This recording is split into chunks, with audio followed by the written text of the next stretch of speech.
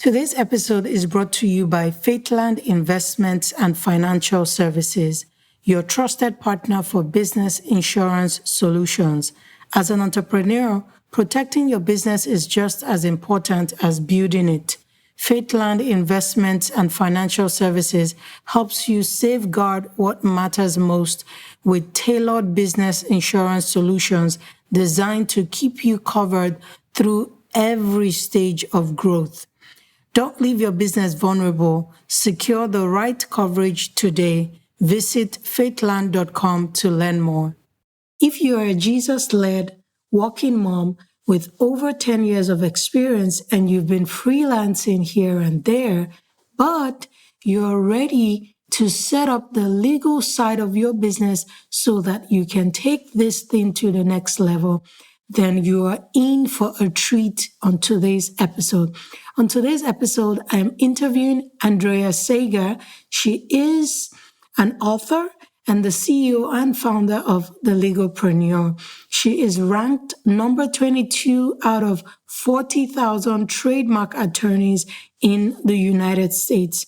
One of the things I love about Andrea is she makes the legal side of doing business very simple. She simplifies it. As a matter of fact, her tagline is, "I went to law school so you don't have to."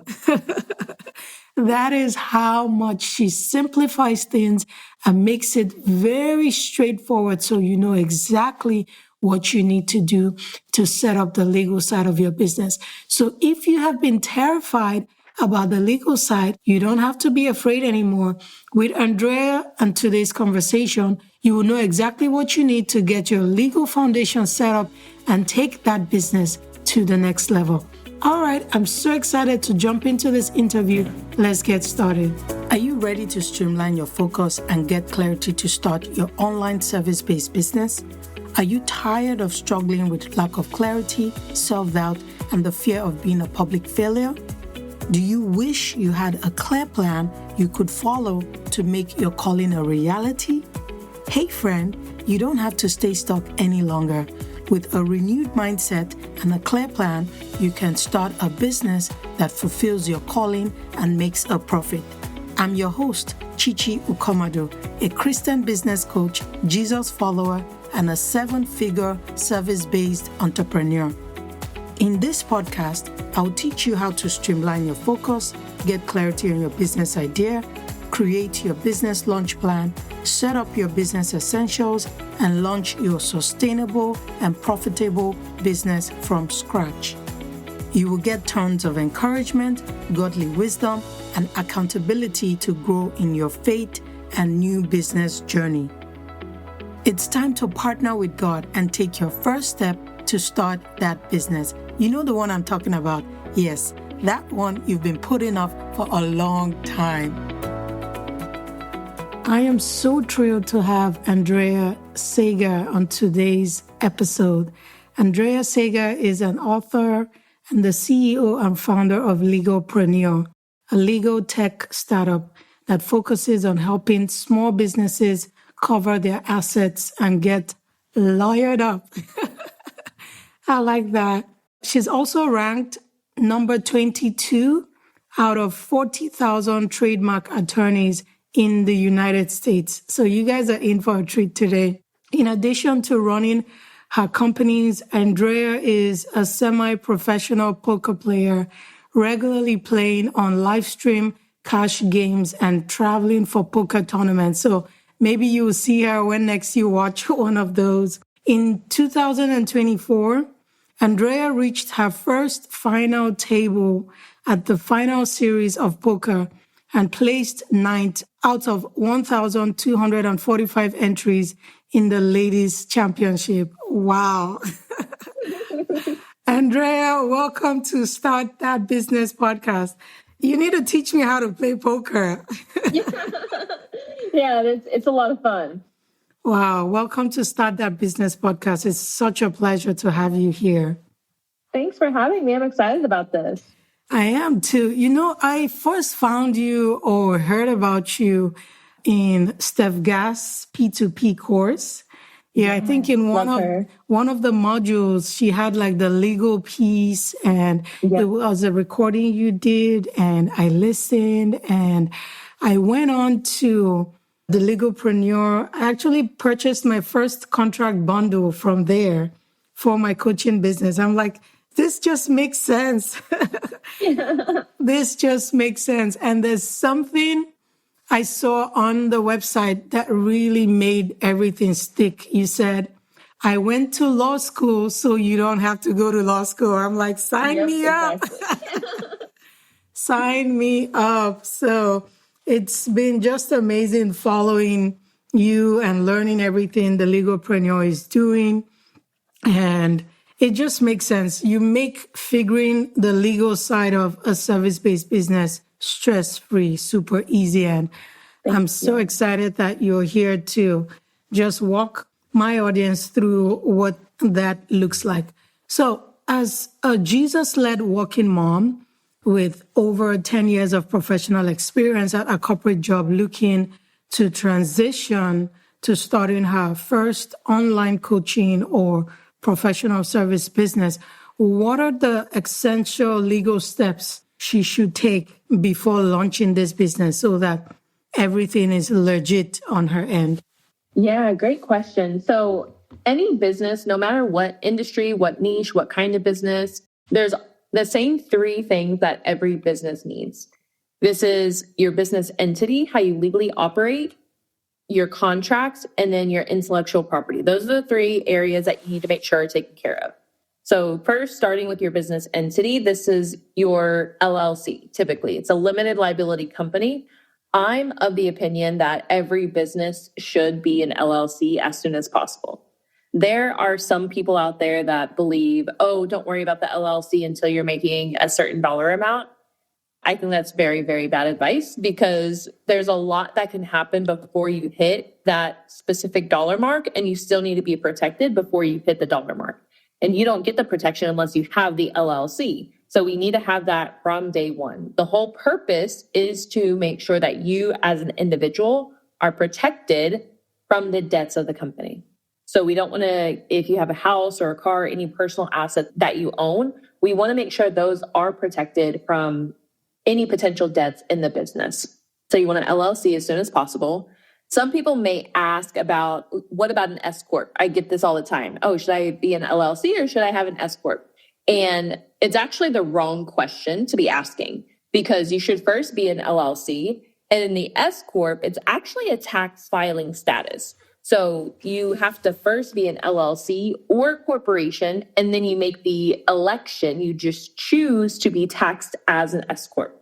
A lot of details in there. That's definitely an accounting question, but I'm here to say you need to have the LLC, and then later you can make the S-Corp election. Wow, thank you so much for those three things. So the three things you mentioned was one. Well, sorry, I only went into detail about the entities. That's true. Go ahead. Yeah, so the entities, that's the LLC. You want to have the LLC as soon as possible. And then the contracts, these will depend on what type of business you have.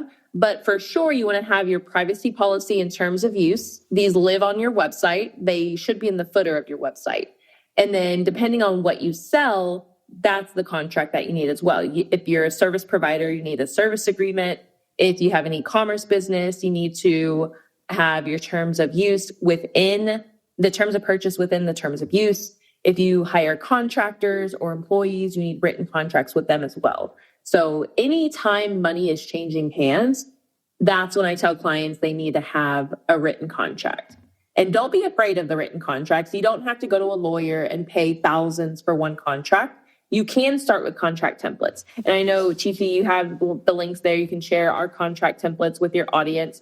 Though we have over 100 contract templates. So no matter what stage of business, no matter what you're doing, we definitely have the contracts that you need.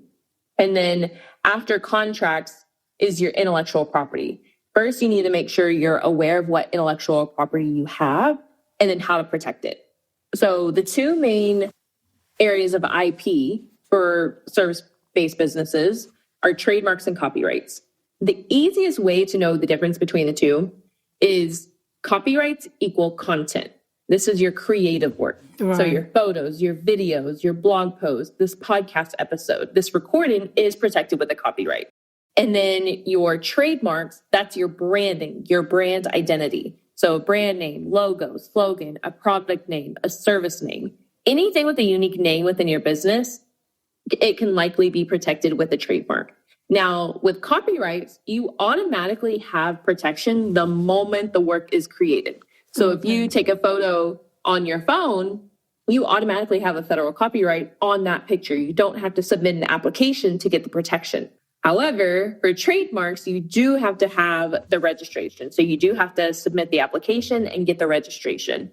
So oftentimes I tell clients, your money is better spent on a trademark application rather than a copyright application.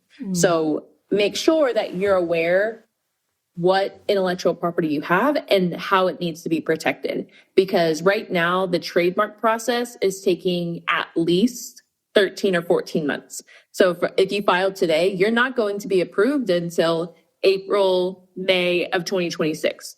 So you want to get those applications filed as soon as possible. That way, you know that you have the maximum amount of protection as possible. Wow, Andrea, thank you so much. I like the way you answered that question because you brought in a lot of clarity. I've had some lawyers answer the question and they always end with, oh, it depends. Oh, it depends. I'm like, I need to know what to do right now. Yep. So I like the way you broke the three, saying the three main things or the three essentials you need for your legal foundation is one, your business entity, which some people call business structure, like Andrea said. And she said, at the least, you should have an LLC. So that's where you start. And the way you explained it, it made it look like you're building this legal house. So my legal entity is the foundation. Then I add the contracts to it. Now money is changing hands. Then I go to the trademark so that I don't start the business and I feel like, oh, I need to go file a trademark right away because I might not even have the money to do it. But I like the way you explained the three. So in my mind, as a first-time business owner, I have like milestones, legal milestones I can set for myself. I can say, okay, at least at the bare minimum, I need to have an LLC to protect me. And it's interesting that you mentioned the LLC because my other service-based business, we recently ran into some legal issues, and I am so thankful that we have an entity. We are registered as an Inc., so they can come for my personal property. And for the first time, I saw the importance because, you know, lawyers always say these things, oh, get protected. And you're like, okay, I don't think I'll need it. But now I am very grateful that we have that legal protection because I know that no one is coming to take the roof over my head off or anything like that. So thank you for breaking it down like that. It's very clear. You really went to law school for us. I love it. I have a follow-on question I want to ask on the contract. You said the contracts are needed when money is changing hands. So when money is not changing hands, do I still need a contract? And I'll give some example. Let's say I'm starting this new business and I have another service-based business owner and we want to swap our services. Maybe the person does copy and I do website and we're like, okay, since we're just starting out, let's swap service. We're not exchanging money. In that kind of scenario, is a contract needed? Then another one I've also come across is if I have like sponsors for my podcast, and do I need to have a contract they sign in exchange for what they're getting? So those are two specific scenarios that I want you to touch upon since we're talking about contracts. Yeah, absolutely. So with the first situation where you're bartering, you're exchanging, two things. So number one, if it is a straight barter, there is no money changing hands. I definitely still suggest a written contract because oftentimes when you're bartering, there's many more questions that are left unanswered. And that's what the contract does. It makes sure all the questions are answered. And the other thing about bartering is I actually suggest still paying, especially if it's no matter what the dollar amount is. If it's, hey, my value of this thing is 1,500, your value is 1,500, we're still going to pay the money to each other. And that's to help the accounting side of things. That way you can show the 1,500 in revenue, even though you're going to be deducting 1,500 as an expense for the exchange. Perfectly fine, but we still want to see the money switching hands. That way you can count it as revenue. So in that situation, you just want to have your own service contract that they sign, and then vice versa. They have their own service contract that you sign as well. And then the second situation where the sponsorship for the podcast, yes, absolutely. And we do have templates for everything I just mentioned in our contract vault and in our Legalpreneur membership. So in the contract vault, you can purchase the contracts in different bundles. But then in our Legalpreneur membership, there are all of the contract templates, which there's well over 100 templates. Anything and everything that you need for your business is there ready for you to use right now. And then also part of our Legalpreneur membership, it's basically all the legal stuff that you need at one low monthly price. And that was created to help entrepreneurs, no matter what stage of business they're in, making sure that they do have all the legal protections that they need. So with the membership, we cover your LLC filing. All you have to do is pay the state filing fees. So we do the LLC, your annual maintenance with the LLC, you get all the contract templates, and then you also get access to our DIY trademark force. That way you can start filing trademarks on your own. You don't have to pay for a lawyer. You can start filing applications on your own. So all of that and more is included in the membership. So very, very great value there. I encourage you, if you're listening to me right now and you haven't registered your LLC yet and you're looking for the right legal team, the Legalpreneur is your go-to. I've purchased contracts from them and I'm looking to take the next step with their membership. And the value for that membership, honestly, I haven't seen any other legal membership like that gives you the LLC filing, access to the contracts, even a trademark course to DIY your trademark. So if you need a legal team at the cost of, say, maybe a nice dinner at a fancy restaurant, not too expensive, then go check out the Legalpreneur. I'll have details in the podcast description for you to click. And I will also mention that I'm an affiliate of the Legalpreneur. So if you purchase, I will get something at no cost to you. But it's worth it. It just takes the stress off. It really does. I love the way everything is packaged. So speaking about LLC, you mentioned the S-Corp and how people get overwhelmed, especially when they watch the Instagram influencers and everyone is talking about LLC and S-Corp and all of that. Like you said, the S-Corp is the tax identification. And I want you to speak about that a little bit. What is the impact on liability and taxes based on the business structure I select? So if I go for an LLC versus an Inc., what kind of liability am I looking at the start? I know with different ones, you're filing different things you have to maintain. So just talk through that. What does that liability look like? Yeah, so I can definitely talk about the liability piece. The specific tax implications with the S-Corp, I definitely am not an accountant, so I can't go into detail about that. That's fine. Liability, the LLC and the corporation, they both protect you individually as the owner. However, with the corporation, you have more maintenance and more fees involved. That's because there is a board of directors, you have shareholders, so there is more oversight. That's why the LLC business entity, that structure, it is typically best for small businesses. So if you don't plan on having shareholders, a board of directors, and you shouldn't if you're going to be the only owner or if you're going to have a partner or two, you don't need the full corporate structure. You just need to have the LLC to make sure that you as an individual are protected. Wow. Thank you so much for saying that.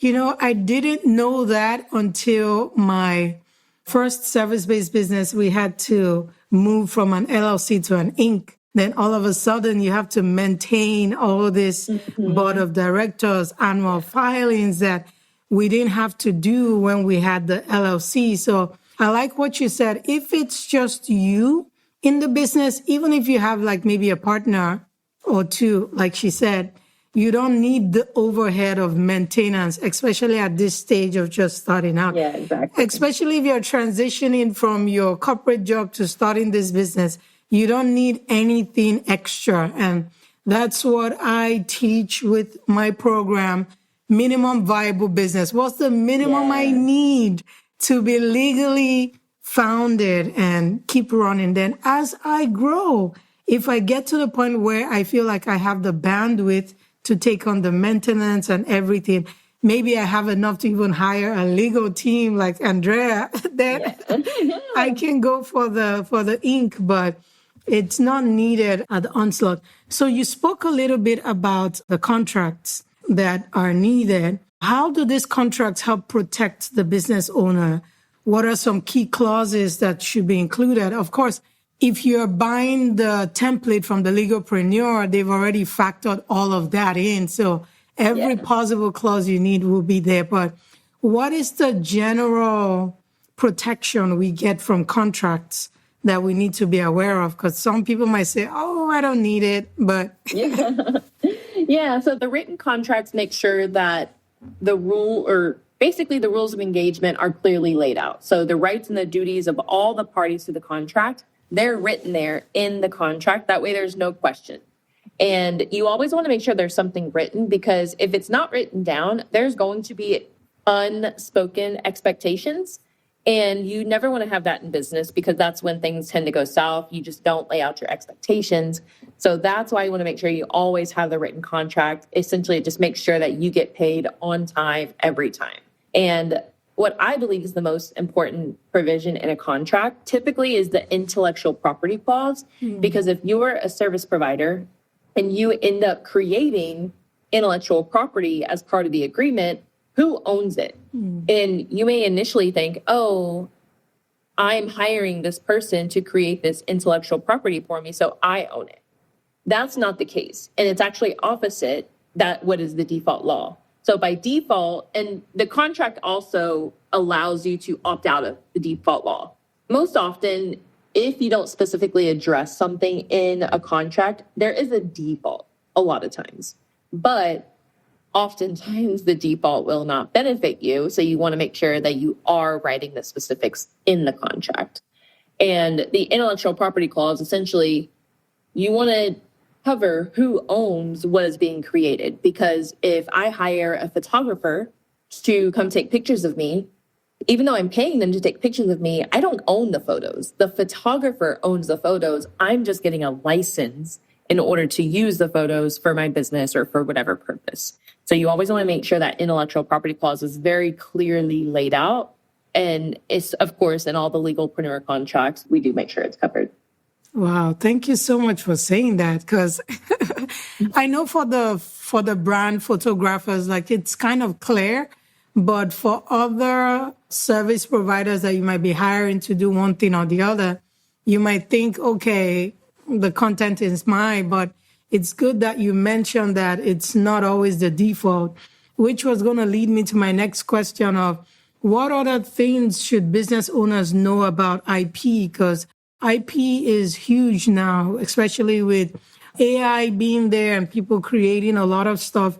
What else do I need to know about intellectual property and my trademarks? I know you talked about filing trademarks later, but what's a good benchmark to say, okay, when I get to this point in my business, I should definitely start thinking about trademarks? IP, definitely everything I covered earlier. And we go into a lot more detail in the membership as well. So we have a bank of legal training videos going in, because I could talk about intellectual property all day long and we still wouldn't be done. So for those that are curious, you want to learn a lot more detail about legal protection, how to protect your business. All of that is inside of the membership, our Legalpreneur membership. And that's on top of the LLC, the trademark course, the contracts, all of that is on top of it. So literally the Legalpreneur membership is everything that you need to legally protect your business. But one important thing about trademarks is what exactly trademark infringement is. Because Most entrepreneurs think trademark infringement only occurs when it's the same exact name. That's not the case. Trademark infringement occurs anytime there's something similar enough to where consumers are likely to be confused. And so it doesn't have to be the same name. It can just be a similar name, and that could mean it's trademark infringement. And at the same time, two brands can have the same exact name and it not be infringement because the goods and services are so different. So there's a lot of unexpected nuances when it comes to trademarks, but we cover everything in our trademark course. We go into a lot more detail in the Legalpreneur membership. So when you're part of the Legalpreneur audience, you definitely are well educated and you know all of these little nuances. Wow, thank you so much for sharing that. Just hearing about the infringement, especially the example you gave about brands having the same name and different goods and services, and that not being infringement, that can definitely be confusing. So please go grab the Legalpreneur membership or get your contracts. Just do something. Just don't sit down on that business anymore. You've been freelancing with family and friends. It's time to make it legal and move out and take it big. Let's do it. So what's one piece of legal advice you wish more entrepreneurs would take seriously from day one? Oh, this is my favorite piece. If you wait until you need a lawyer, you've waited too long. Meaning, if you wait to talk to a lawyer until you get that cease and desist letter, you're like, I'll just wait. Nobody's going to come after me. And then you don't do anything about the legal stuff. And then you get the scary letter and you're like, oh my gosh. That is when you waited too long, because it's going to cost you way more than if you would have just been proactive about the legal protection in your business. Wow, that is so good. I was almost falling out of my chair because I'm guilty. I don't know. Sometimes we feel we're invincible. You're like, oh, I don't need a lawyer. I don't need a lawyer. But like you heard, Andrea, if you wait too long, you might just be too late. So be proactive when it comes to your legal foundation. Be proactive. And that's why I really love the Legalpreneur membership, because once you're in that community, that it's like you have the accountability and being proactive already built into the community. So whether you like it or not, as long as you're in there, you definitely will get moving. So as we bring this conversation to an end, what will you say it's the next action step? So for a Jesus-led working mom who is listening right now, she's been freelancing with family and friends, but she knows it's time to take the next step and put it out there. What will be the next step she should take after listening to this episode? So you definitely want to go get our business owner's legal checklist, and it's a free download, completely free. And we go into more detail about the legal protection. So remember, I gave you the 3 overarching areas. The checklist goes into a lot more detail about business entities, your contracts, and your intellectual property. So make sure you go download that. Thank you so much. As a matter of fact, if you are terrified about the legal stuff, you should run, not walk, and go download that checklist, because it's filled with so much valuable information. And once you read it, you will have the confidence you need, the clarity, the next steps you need to make sure your legal foundation is set up right so that you can build a business that is sustainable, protected, and set up to grow and scale to whatever length you want to take it. Andrea, thank you so much. This has been so sweet and punchy and straight to the point. You're like a straight shooter. You're like, this is what you need. I appreciate it. I love it. So if you would like to connect with Andrea, you can follow her or listen to her podcast on the Legalpreneur podcast. I will drop all the details in the show notes. You can also follow her on social media, on Instagram, YouTube, TikTok, at the Legalpreneur. That's her handle. And you can also go to thelegalpreneur.com to check out the website, all the things we talked about, the contract bundles, joining the membership. You will get access to do all that when you get to the website. Andrea, thank you so much again for being on Start That Business podcast. It's such a joy to have you on. And maybe we'll have you here again, maybe to talk about Yes. more of the IP stuff. But thank you so much for being here. Thank you so much for having me. I would like to say a huge thank you to Faithland Investments and Financial Services for sponsoring today's episode. If you're building a business, protecting it should be a top priority, whether you need general liability, professional liability, or coverage that is tailored to your service-based business. Faithland has you covered. Visit faithland.com to explore the best business insurance options for you. Thank you for listening to today's episode. I hope you learned something new and you were encouraged to take action. If so, will you stop right now and share this episode with someone so they can get the help you just got? I would also love it if you can leave a review for this podcast on Apple Podcast or the podcast app you're using to listen. This is the number one way I know you're getting value from the content on this podcast. Until next time, always remember you have all you need to start that business. So keep listening for more episodes. I'll meet you here next week.